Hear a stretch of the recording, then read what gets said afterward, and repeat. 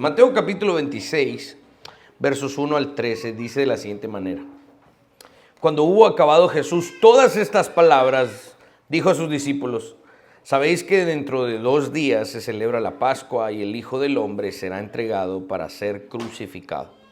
Entonces los principales sacerdotes, los escribas y los ancianos del pueblo se reunieron en el patio del sumo sacerdote llamado Caifás y tuvieron consejo para prender con engaño a Jesús y matarle. Pero decían: no durante la fiesta, para que no se haga alboroto en el pueblo. Y estando Jesús en Betania, en casa de Simón el leproso, vino a él una mujer con un vaso de alabastro de perfume de gran precio y lo derramó sobre la cabeza de él, estando sentado a la mesa. Al ver esto, los discípulos se enojaron diciendo: ¿para qué este desperdicio? Porque esto podía haberse vendido a gran precio y haberse dado a los pobres. Y entendiéndolo, Jesús les dijo: ¿por qué molestáis a esta mujer? Pues ha hecho conmigo una buena obra. Porque siempre tendréis pobres con vosotros, pero a mí no siempre me tendréis. Porque al derramar este perfume sobre mi cuerpo, lo ha hecho a fin de prepararme para la sepultura. De cierto os digo que donde quiera que se predique este evangelio en todo el mundo, también se contará lo que ésta ha hecho para memoria de ella. Oremos. Padre, gracias por tu misericordia y por tu bondad. Gracias por tu palabra y tu revelación que hoy, con libertad, con humildad y con agradecimiento, abrimos y leemos. Danos la gracia para entenderlo y aplicarlo. Danos la gracia para no separarnos de lo que esto implica.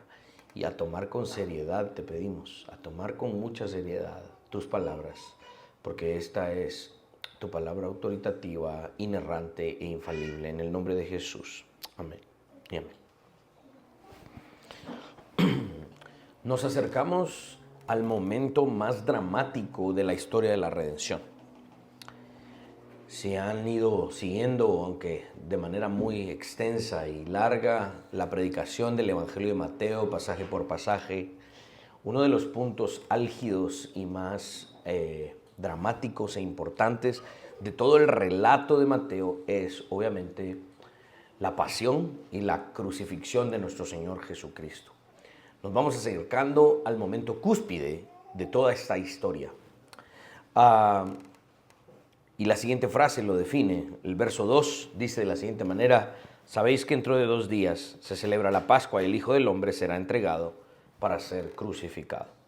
En la Pascua, el cordero, un corderito sin mancha, era sacrificado por los pecados del pueblo. Y estaba llegando el momento en el que Jesús no solo serviría como un ejemplo, sino que Jesús de manera física, literal, sería entregado como ese corderito que era año con año en el rito de la Pascua, asesinado, inmolado y destruido.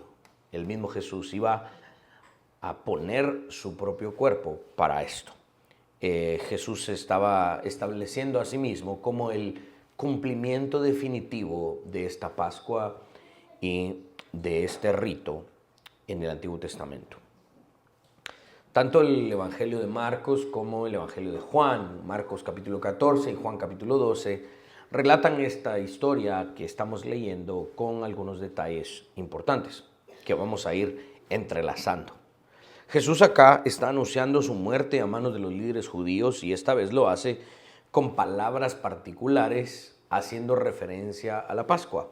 En otras ocasiones, cuando en el monte de la transfiguración y en otras escenas, Jesús había dicho: sí es necesario que yo vaya y padezca. Pero hoy está hablando de la Pascua y está hablando de su sacrificio en la cruz. De todas las imágenes del Antiguo Testamento que prefiguran a Jesús, porque en el Antiguo Testamento vemos muchas figuras de Cristo. El sacerdocio, el hijo de Abraham, el hijo de la promesa, el templo, muchas cosas hay. En la teología del pacto nos regala estos simbolismos, estas prefiguraciones de Jesús en el Antiguo Testamento. Todos los elementos que estaban dentro del tabernáculo, los panes de la proposición, el candelabro con la luz, el lavatorio, todo lo que estaba dentro del tabernáculo era una imagen de Cristo. Todo eso estaba prefigurando a Cristo. Pero de todas esas imágenes, la que es más fiel y la que mejor representa quién Cristo es y lo que hizo en su obra salvífica es la Pascua, el rito de la Pascua, el Cordero Pascual. Según el propio mandato de Dios, Dios prometió en el Antiguo Testamento quitar su juicio de sobre su pueblo cuando él veía la sangre de un sustituto. ¿Sí? Recuerden que quien había pecado era el pueblo y Dios demandaba la sangre del pueblo porque esa era la implicación del pacto. Pero Dios temporalmente aceptó un sustituto que era un corderito que todas las familias debían de apartar cada año. Ellos mismos, el papá de la familia, tenía que degollar al corderito, la sangre tenía que derramarse, tenían que cocinar el corderito de cierta manera, con hierbas amargas, con panes sin levadura, etcétera, etcétera. Había una serie de cuestiones ahí que si nos metemos a explicarlas, pues nos llevaría mucho tiempo, se escapan del espectro de nuestra exposición hoy, pero que obviamente todo ese rito prefiguraba de mejor manera a Cristo, ¿no? Dios prometía entonces quitar su juicio por medio de una sangre sustituta, que era la sangre de ese corderito. Finalmente, Jesucristo es el Cordero, el sustituto definitivo por nosotros en la cruz. La Pascua era una señal del pacto de Dios con su pueblo en el Antiguo Testamento y se indicaba que al hacer este rito, la ira de Dios era satisfecha, ¿sí? Tiene que ver también con la doctrina de la propiciación. La sangre de Jesucristo, sustituto, es un elemento esencial en la vida y en la práctica de los cristianos. Como explica Hebreos capítulo 9, verso 22, sin derramamiento de sangre no hay perdón de pecados. La sangre del sacrificio designada por Dios tipificó la sustitución de una parte por la otra, ¿sí? Éramos nosotros los que teníamos que ir a la cruz, pero Dios aceptó un sustituto. Dicho sea de paso, el Padre no tenía la obligación de aceptar a Jesús en nuestro lugar. Es por gracia que Él dice, voy a aceptar a Jesucristo en lugar de ustedes. La Pascua servía como una señal de esa promesa de redención. En el Antiguo Testamento, esa Pascua era un asunto temporal, porque era una promesa. Cuando veían al corderito ahí, de hecho, el corderito lo tenían que apartar y era, digamos, en la ley de Jehová, la familia tenía que observar al corderito durante un tiempo, antes de matarlo. Deberían de apreciar lo que ese corderito iba a hacer por ellos, ¿sí? Y esta era una señal de que algún día vendría un cordero definitivo y ya no habría necesidad de matar más corderitos. Estos detalles específicos en las instrucciones concernientes a la Pascua tipifican varios aspectos de la obra salvífica de Cristo y esto es lo que Jesús nos está enseñando. Algunos de ellos son: Jesús es el Cordero Pascual que produce el verdadero éxodo. Recuerdan que en el Antiguo Testamento fue la primera Pascua instituida, fue precisamente en el momento en el que salieron del poder de Egipto. Y eso tipifica específicamente el verdadero éxodo. En el momento en el que Cristo es crucificado y sacrificado por nosotros, el verdadero significado del éxodo se cumple en nuestra vida.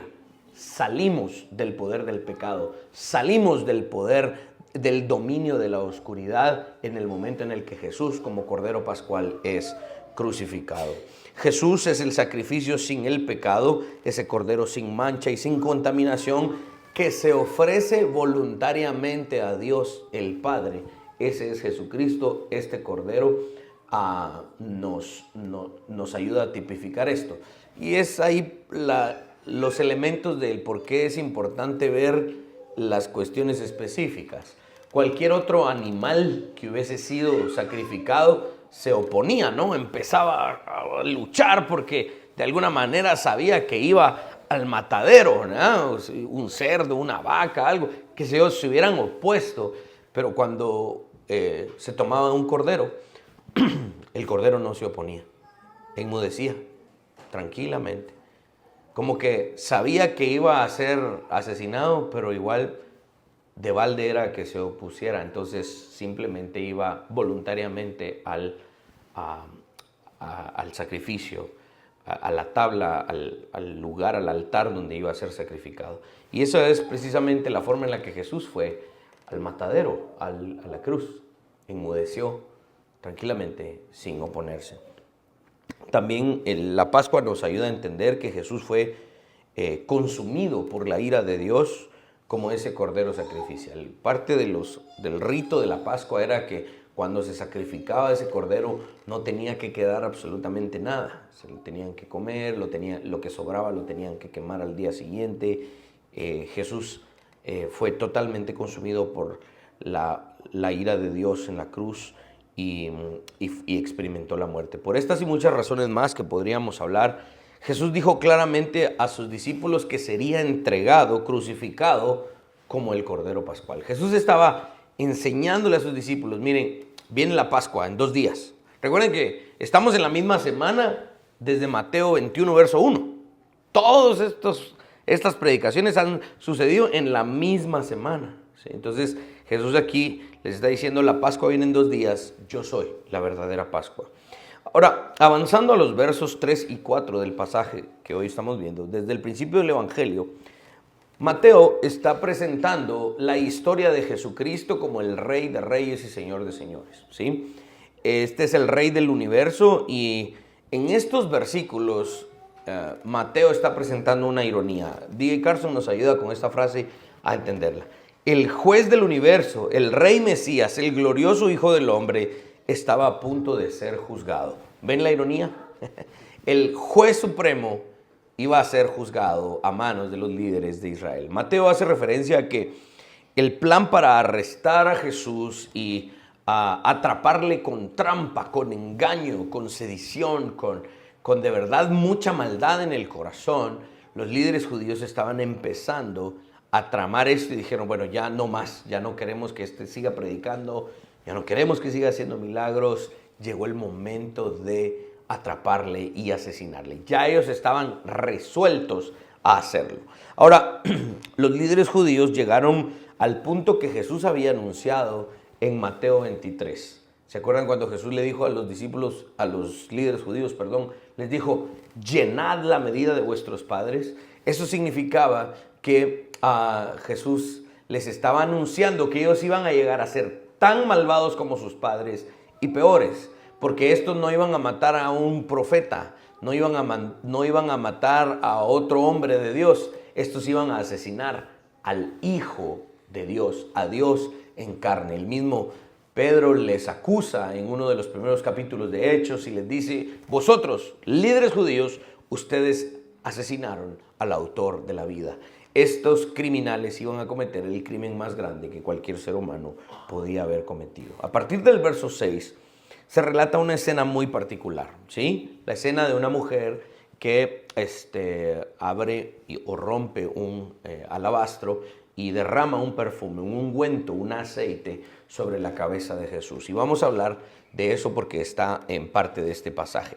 Cada noche, durante la última semana de la vida de Jesús, Jesús se estaba alojando en esta aldea llamada Betania, a un pueblo que estaba más o menos como a 1 hora de camino de Jerusalén, caminando para llegar ahí. Probablemente porque Jerusalén, en ese momento, en los días de la Pascua, estaba repleta de peregrinos. No solo la gente que venía a cumplir con los ritos de la Pascua estaba alojándose en Jerusalén, sino que también llegaban personas y turistas de otras partes del imperio para llegar a ver el templo de Jerusalén y que recordemos que era en alguna medida una maravilla en el mundo antiguo. No sé si a ustedes les ha pasado eso, pero yo trabajé un tiempo con Sociedad Bíblica de Guatemala y íbamos promoviendo la lectura y la memorización de la Biblia en niños en colegios cristianos. Y me tocó trabajar con colegios en diferentes partes de Guatemala, ¿no? Chimaltenango, Cobán, Petén, y estuve viajando. Y un día me tocó ir a Cobán y teníamos que hacer el evento ahí con los niños y todo lo demás. Y coincidimos con esa vuelta ciclística y todo lo demás. ¿verdad? Miren ustedes, conseguir hotel, conseguir lugar donde quedarse era dificilísimo, ¿no? Porque ahí era un tráfico, era mucha gente llegando a ver la vuelta ciclística y todo eso. Y algo así sucedía aquí en Jerusalén, y por eso Jesús se alojaba en una parte de las afueras de Jerusalén, que era Betania. Según Juan capítulo 12, verso 1 al 8, que es el relato alterno al relato de Mateo, el acontecimiento descrito en este pasaje tiene lugar en la casa de Lázaro, María y Marta. El Lázaro que había sido resucitado, ¿se recuerdan? Y Marta y María, sus hermanas. Estos eran amigos del Señor Jesús y eran de esos amigos muy íntimos de Jesús, por los cuales el mismo Jesús incluso derramó lágrimas, ¿no? Se recuerdan que Jesús lloró por Lázaro. María es la mujer que unge a Cristo, puesto que Mateo 26, que estamos leyendo ahorita, nos dice que la residencia le pertenecía a un Simón el leproso. Muy probablemente este era un ex leproso.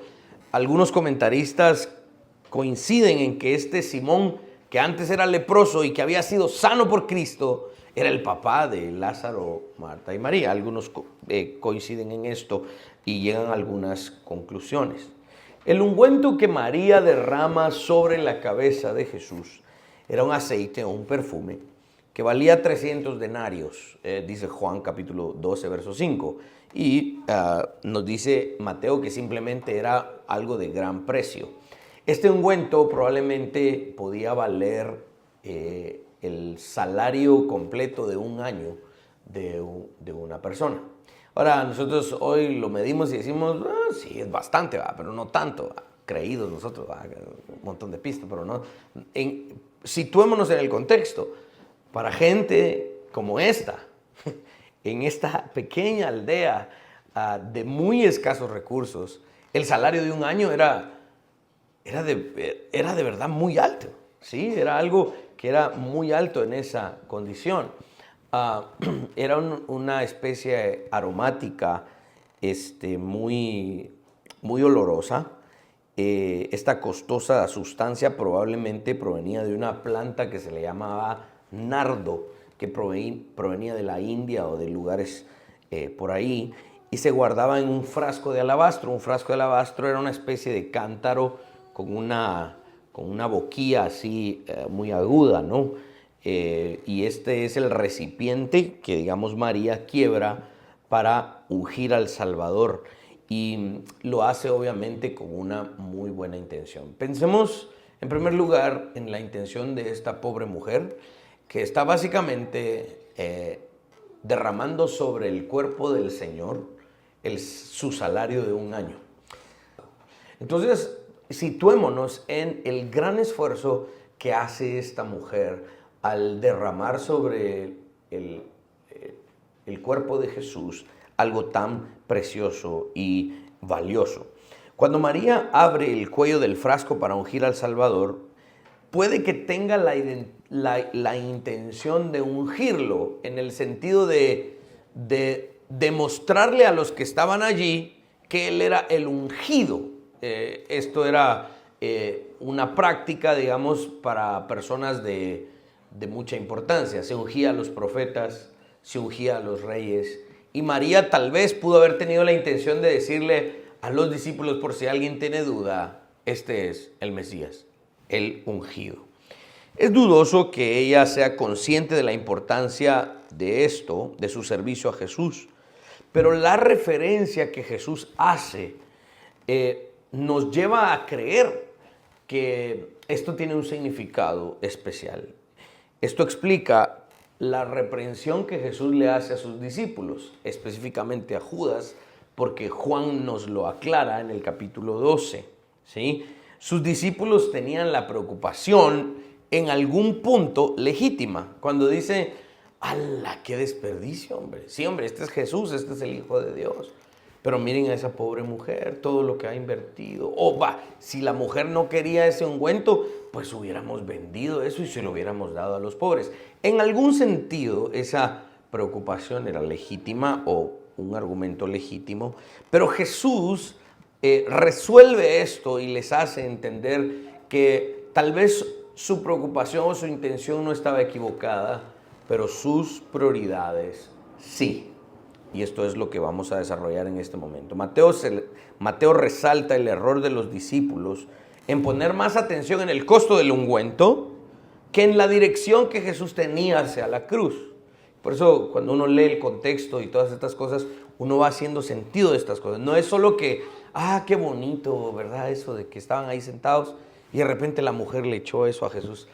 Qué bonito. Ha de haber sido un acto muy bonito. Pero tiene de verdad implicaciones más profundas y más importantes. Según el relato de Juan, fue Judas quien estaba preocupado por eso. Dice Juan en el capítulo 12, verso 6. Pero dijo esto, de que el ungüento era muy caro y se lo deberíamos dado a los pobres. Judas dijo esto no porque se cuidara de los pobres, sino porque era ladrón y teniendo la bolsa sustraía de lo que se echaba en ella. Bueno, aquí Juan está hablando, pues sí, de lo ladrón que era Judas, ¿verdad? Y todo, pero nos sirve para entender que era uno de los discípulos. Algunos teólogos dicen que tal vez fue Judas el que empezó a hablar y como que a murmurar, ¿verdad? Y esta murmuración fue la que escuchó Jesús, pero no hay ningún problema en creer en que Jesús, tal como lo ha hecho en otras situaciones, Jesús conocía los pensamientos de sus discípulos. La preocupación por los pobres no era necesariamente incorrecta, pero las prioridades sí, las prioridades estaban mal ubicadas en ese momento. Jesús está a punto de partir físicamente. Le quedan pocos días físicamente con sus discípulos. Y Jesús les dice, miren, si ustedes quieren ayudar a los pobres, lo cual deben de hacer, los pobres siempre estarán con ustedes. Físicamente yo con ustedes no estaré siempre. Así que esta obra es buena. Lo que esta mujer ha hecho al derramar este ungüento sobre mí es bueno. El tiempo de Jesús era corto, por eso ese último acto de amor de María, antes de que Jesús partiera físicamente, no estaba fuera de lugar. Lo que Judas pensó que era un desperdicio, Jesús lo llama una buena obra. Pero hay traducciones del griego al español o al inglés que realmente nos llevan a entender que Jesús dijo, lo que ustedes piensan que fue un desperdicio, yo les digo que lo que esta mujer ha hecho es una obra hermosa, es una obra hermosa, fantástica, maravillosa. Jesús enseña a sus discípulos que el ayudar a los pobres no es algo malo y vamos a llegar obviamente a la aplicación. De hecho es algo necesario, pero en este momento la prioridad era precisamente el cuerpo físico de Jesús. Era su presencia física la que estaba a punto de culminar y por eso había que poner la atención en eso. Leamos de nuevo los versos 10 y 11 del capítulo 26 de Mateo. Y entendiéndolo Jesús les dijo, ¿por qué molestáis a esta mujer? Pues ha hecho conmigo una buena obra, una obra hermosa. Verso 11, porque siempre tendréis pobres con vosotros, pero a mí no siempre me tendréis.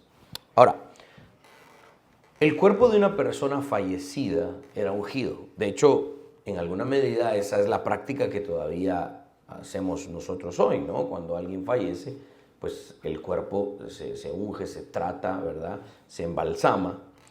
Pero en aquel tiempo, los cuerpos de los criminales no gozaban de esto. Ojo, ¿cómo murió Jesús? Por eso les digo que el contexto nos ayuda a entender esto. La obra que María estaba haciendo tenía una implicación en alguna medida eterna, pero también práctica. Jesús iba a morir como un criminal. El cuerpo de Jesús no iba a ser embalsamado, porque ese era un criminal. Bájenlo de la cruz y entiérrenlo, y ahí se acabó. Entonces lo que esta mujer estaba haciendo en este momento era importante. Estaba ungiendo el cuerpo de Jesús para la sepultura. Por eso el anuncio que Allison nos ayudó a hacer ayer y lo enviamos y lo pusimos en redes sociales, ungido para la sepultura. Tenía una implicación práctica en ese momento. Este acto de María no solo era una obra hermosa, sino que era un acto providencial de Dios, el Padre, preparando el cuerpo de Jesús para ir a la tumba. Cabe destacar que Jesús dice que María sería recordada por este gran servicio, ¿sí?, que prestó al Señor. De hecho, esta promesa de Jesús ya se estaba cumpliendo. Se cree que uno de los últimos evangelios que se escribió fue el evangelio de Juan, ¿sí? Y Juan está recordando esta escena y pone también el acto de María en cumplimiento a lo que Jesús dijo. Donde quiera que se predique este evangelio, lo que esta mujer ha hecho será recordado. Matthew Henry en su comentario escribe lo siguiente: el evangelio tiene como objetivo principal honrar a Cristo, pero no se pasa por alto del todo el honor de sus santos y siervos. Por eso es tan importante estudiar la historia de la iglesia. Estudiamos a los grandes hombres de Dios que en el pasado han puesto su vida y han hecho grandes hazañas en pro del evangelio, no para darles honra y gloria, para darle honra y gloria a Jesucristo por la vida de esos hombres, en efecto. Pero lo que esos hombres han hecho en la historia no pasa desapercibido. Sirve para nosotros hoy, para que aprendamos. Y esto tal vez es el inicio de todo eso, el recordar lo que María hizo, es precisamente algo que Jesús nos enseñó. Si el evangelio es para glorificar a Cristo, lo que otros han hecho en pro del evangelio tampoco ha de ser olvidado. Donde sea que el evangelio de Mateo sea leído, esta mujer es recordada. Y henos aquí, 2024 años después, recordando lo que para muchos tal vez haya sido un detalle muy simple e insignificante. Jesús dijo, esto es algo importante, y donde sea que se recuerde este evangelio, se recordará a esta mujer. J.C. Riley escribe, los hechos y títulos de muchos reyes, emperadores y generales están tan completamente olvidados como si estuvieran escritos en la arena. Pero el acto agradecido de una humilde mujer cristiana está registrado en 150 idiomas diferentes. Y en ese momento, cuando J.C. Riley escribió su comentario, eran 150 idiomas más o menos a los que se había traducido la Biblia. Hoy probablemente son más. De hecho, son muchos más.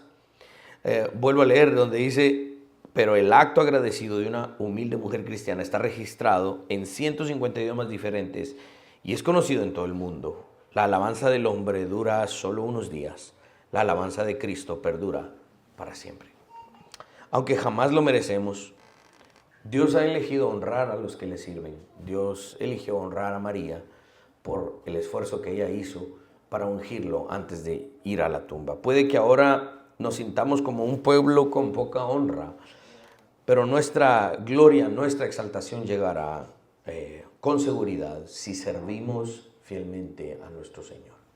Esto me lleva a un par de aplicaciones rápidamente para que hablemos de lo que este pasaje podría ayudarnos a vivir hoy en la época en la que vivimos. En primer lugar, la ayuda a los pobres.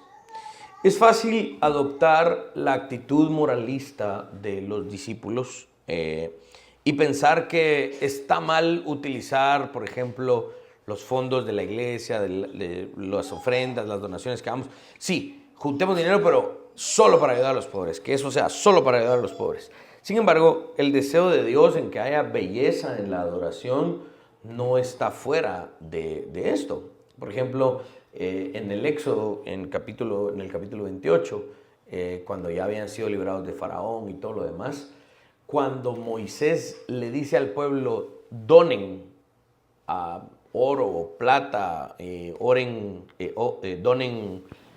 telas, donen maderas, todo lo que es precioso, tráiganlo y dónenlo. ¿Para qué era? Para construir la casa de Dios. Cuando se hacen donaciones también para el funcionamiento del cuerpo de Cristo, con mucha sabiduría y con mucha integridad, tenemos que tener el cuidado de que lo que juntamos sí es para ayudar a los pobres. Todos los meses lo hacemos, por ejemplo, en nuestra congregación tenemos un ministerio de misericordia, hacemos eso constantemente.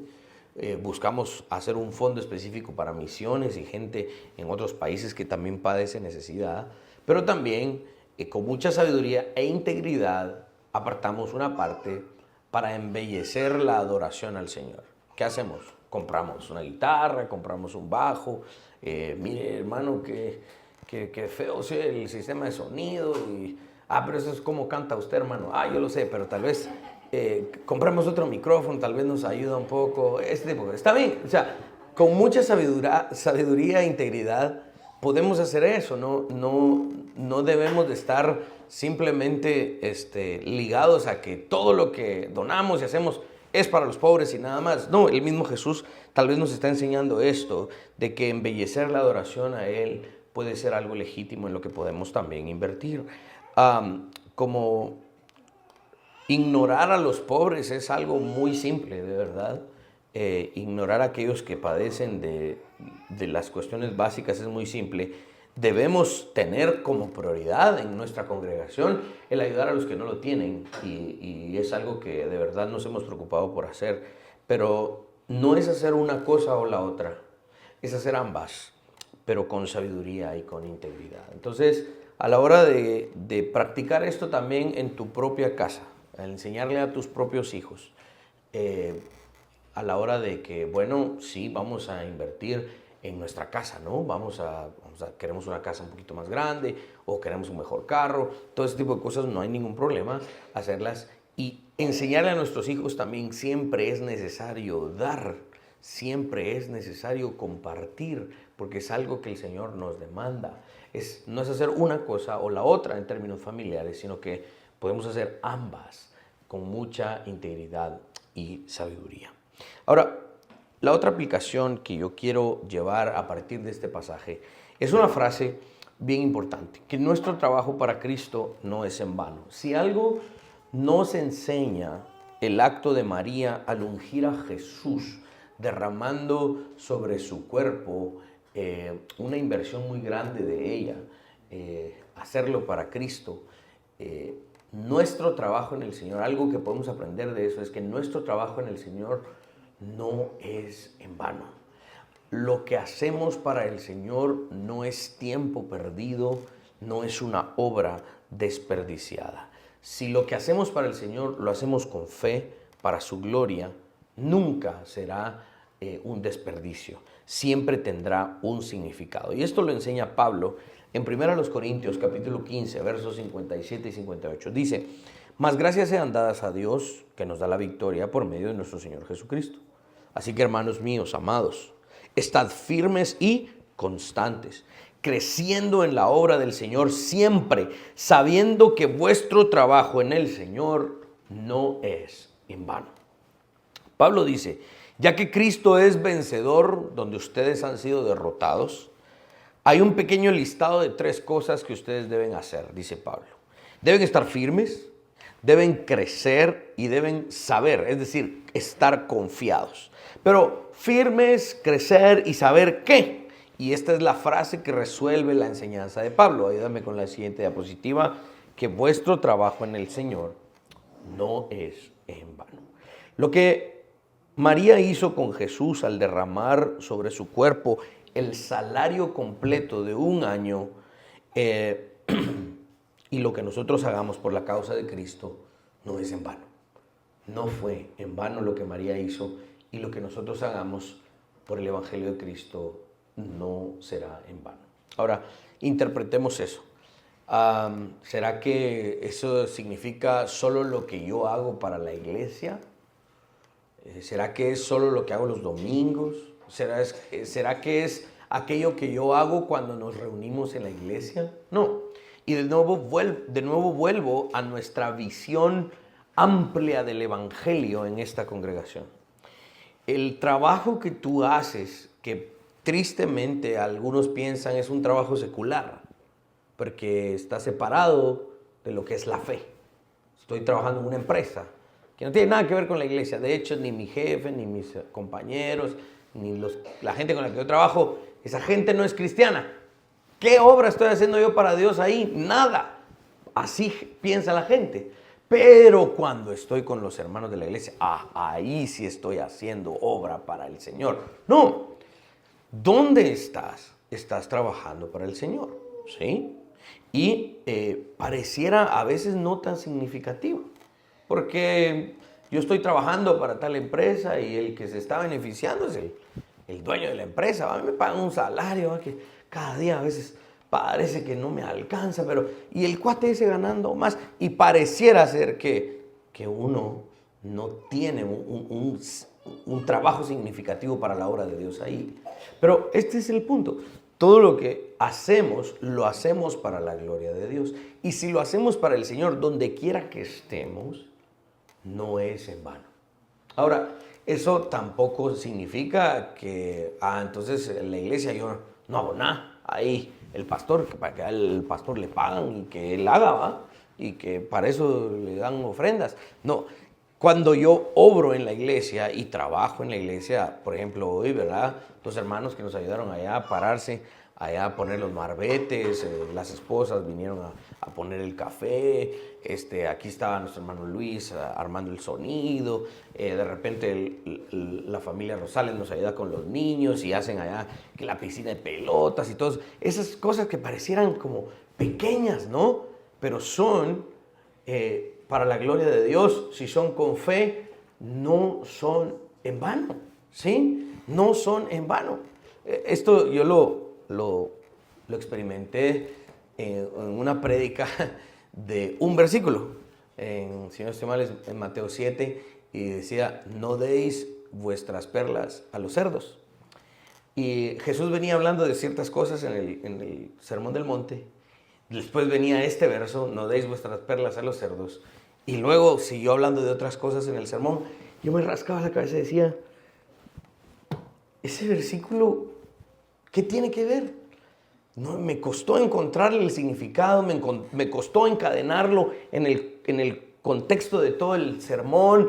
Y decía, por un momento dije, si no lo predico, o sea, lo voy a meter en un pasaje, lo leo así, porque hay que leerlo, ¿va? Porque de plano, ¿va? Es la Biblia. Lo leo y predico del resto. ¿Qué? ¿Qué me va a quitar? ¿Me va a hacer menos que...? Y yo decía, tal vez esto no es tan importante. Pero después dije, no, esto es palabra de Dios. Me voy a meter a estudiarlo. Y créanme, fue una de las prédicas que más disfruté hacer. Me llamó mucho la atención el fantástico significado que está detrás de eso.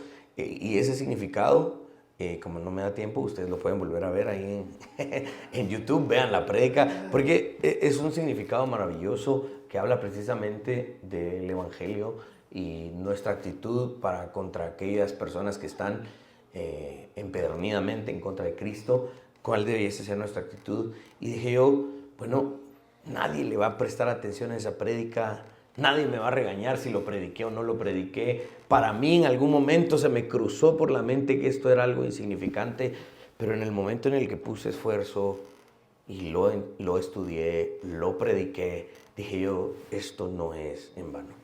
Mis hermanos, sea lo que ustedes hagan, háganlo con fe para la gloria de Dios y recuerden esto, no es en vano, no es en vano.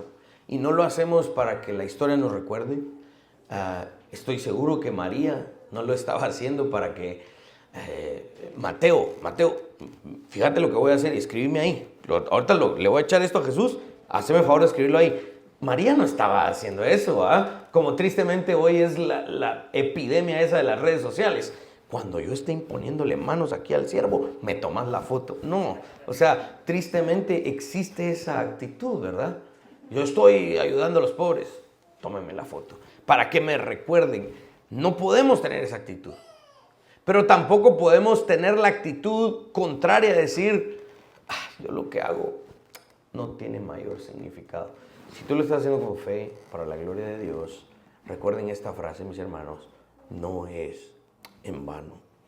Este trabajo al que Pablo está haciendo referencia en 1 Corintios 15, es un trabajo en el Señor, es un trabajo para el Señor, es decir, un trabajo que el Señor requiere, que demanda esfuerzo y que es para su gloria. Recordemos que el trabajo que hacemos en el Señor, aunque parezca pequeño y escaso a los ojos de otras personas, no es en vano.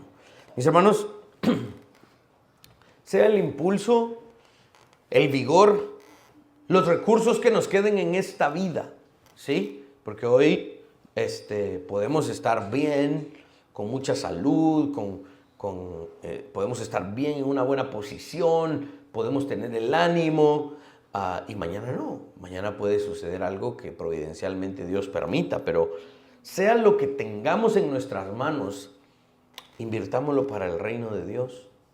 Y si ustedes invierten lo que ustedes tienen por gracia para el reino de Dios, recuerden esto, no es en vano. Y no estoy hablando solo de dinero, estoy hablando incluso de tiempo. Estoy hablando incluso de su propio tiempo y la labor de sus manos. Cualquier cosa que ustedes digan, bueno, yo tal vez no tengo dinero en el banco, tal vez no tengo recursos para dar a la iglesia, tal vez no tengo, pero ¿qué puedo tener?